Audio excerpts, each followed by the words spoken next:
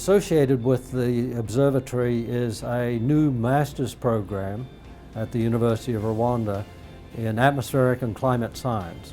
So we at MIT are helping them. We are helping them get curriculum materials together. So that master's degree is about to begin in about 6 months, current plans. They've got some of the needed fellowships. They need fellowships, of course, because the young students don't have income otherwise, and they've got to, so that's being developed, and that is, again, part of the capacity building. So they will get to interpret the observations that we're taking at the observatory. They'll have, once we get good internet linkage between the station and the campus in Kigali, the capital of Rwanda, then they'll have real-time access to all of the measurements and the instrument parameters that are coming out of the computer driven instrumental systems. So that is, again, pretty exciting. The initial class has been chosen. We're waiting to fully develop the number of fellowships that are needed. Again, you've got to be patient, but that was always part of the goal again. So these students here, they may not go to work at the observatory at the end, but they will know all about meteorology. So they may get jobs in Meteo Rwanda, which is their meteorological agency, or in their agency for environmental management. So we're also helping them set up an air pollution monitoring system in Kigali itself. So all of this is attached to the sort of high-tech capability that we've introduced, and so once they learn it, they can apply it themselves.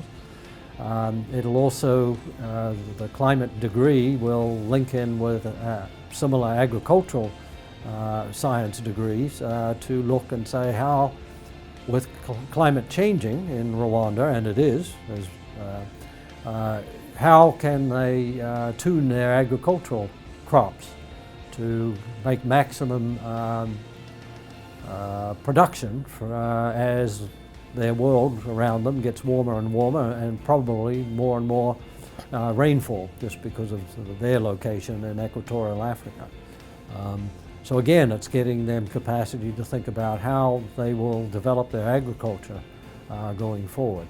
Also, in the city of Kigali, there's a lot of interest in asking, can buildings be built with much more efficient use of energy, right?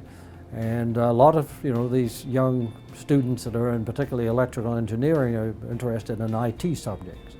So they're looking and saying, can low-cost devices be available so that buildings can have things like shades that go up and down at the appropriate time, so you don't have the sun shining in. And so these tend to be very cheap solutions to energy efficiency, are simply controlling the sunlight coming in, and one can even retrofit. So these are things that are possible for them to do without having to have big outlays. And when they design new buildings, what's the role of having lots of trees in a city? That helps cool cities down as well. So they're now becoming cognizant of that. I've given public lectures, and I was interested to see they're already thinking of that.